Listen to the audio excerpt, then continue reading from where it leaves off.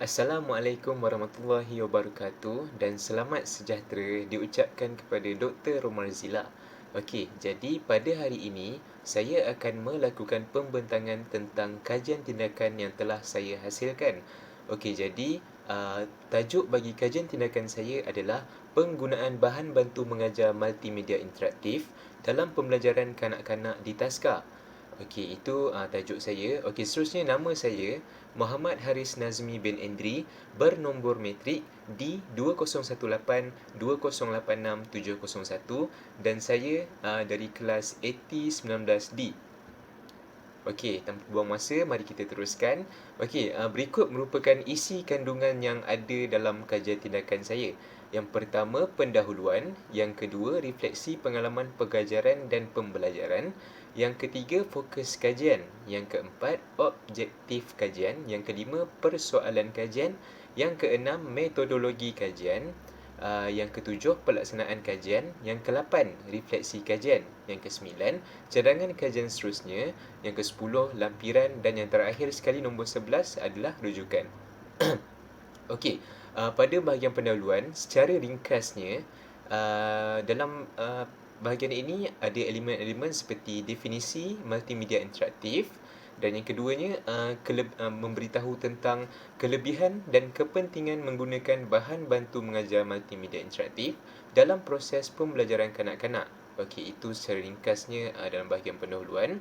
Seterusnya, bahagian refleksi pengalaman pengajaran dan pembelajaran. Secara ringkas juga, yang pertama antara komponen yang ada dalam bahagian ini adalah pengalaman pengkaji semasa pengajaran pertama. Yang kedua, penceritaan tentang masalah yang dihadapi. Yang ketiga, kelemahan pengkaji semasa menjalankan pengajaran yang pertama. Yang keempat, merancang jalan penyelesaian. Dan yang terakhir sekali, keputusan yang dibuat oleh pengkaji. Okey. Seterusnya, bahagian fokus kajian. Okey, jadi kajian ini ianya berfokuskan kepada keberkesanan penggunaan multimedia interaktif sebagai bahan bantu mengajar di dalam bidang pendidikan awal kanak-kanak.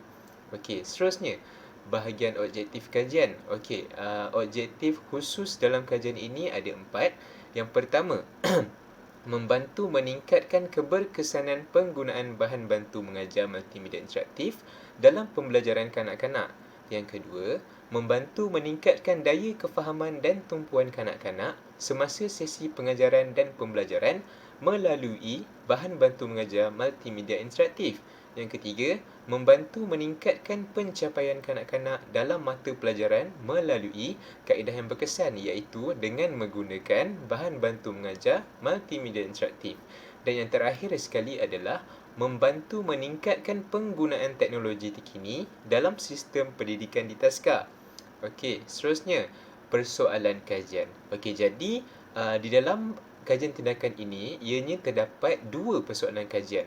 Yang pertama, bagaimanakah caranya untuk membantu meningkatkan daya kefahaman dan tumpuan kanak-kanak semasa sesi pengajaran dan pembelajaran melalui bahan bantu mengajar multimedia interaktif.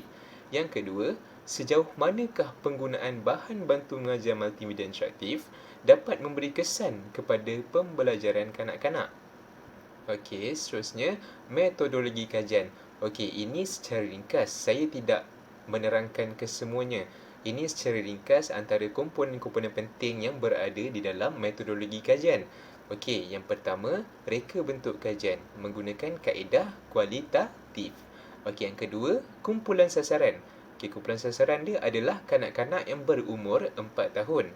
3 orang kanak-kanak, 2 orang kanak-kanak berjantina perempuan dan seorang kanak-kanak berjantina lelaki. Okey, seterusnya yang ketiga, pengumpulan data.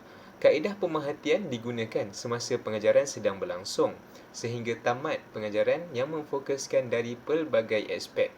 Yang kedua, borang senarai semak digunakan selepas selesai sesi pembelajaran dan pengajaran untuk mengenal pasti keberkesanan pengajaran terhadap kanak-kanak. Yang keempat, analisis tinjauan masalah.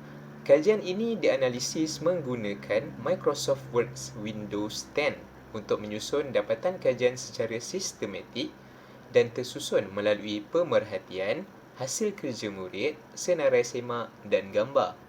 Okey, metodologi kajian yang kelima. Ini secara ringkas ya. Okey. Etika penyelidikan. Yang pertama, meminta kebenaran pengurus taska dan guru pembimbing. Yang kedua, meminta kebenaran responden. Okey, itu adalah sedikit tentang metodologi kajian. Seterusnya, pelaksanaan kajian. Ini juga secara ringkas. Saya tidak mengambil sepenuhnya daripada kajian tindakan yang saya hasilkan dan masukkan kat sini. Tidak, saya hanya secara ringkas sahaja. Okey, antara komponen yang berada pada bahagian pelaksanaan kajian adalah senarai semak pengajaran pertama, tindakan susulan, merancang, bertindak, pemerhatian. Yang ketiga, pemerhatian pengajaran kedua dan senarai semak bagi pengajaran kedua. Dan keempat, dapatan kajian. Okey, seterusnya untuk cadangan kajian seterusnya ada dua. Saya ada dua cadangan yang ada di dalam kepala saya untuk dilakukan pada masa yang akan datang. Okey, yang pertama, penggunaan bahan bantu mengajar media interaktif di dalam mata pelajaran matematik. Okey, yang kedua, penggunaan teknologi maklumat di dalam proses pengajaran dan pembelajaran di prasekolah. Okey, itu adalah cadangan kajian saya yang seterusnya. Okey, dan yang akhir sekali, bahagian lampiran. Okey, ini merupakan gambar-gambar semasa saya melakukan kajian kepada 3 orang kanak-kanak tadi, iaitu 2 orang kanak-kanak yang berjantina perempuan dan seorang kanak-kanak yang berjantina lelaki. Okey, kalau doktor tengok yang ada ramai-ramai ni, cikgu pembimbing saya beri sahaja dia kanak-kanak tu join sebab tak nak diorang bising. Okey, jadi itu sahaja daripada saya. Sekian, terima kasih.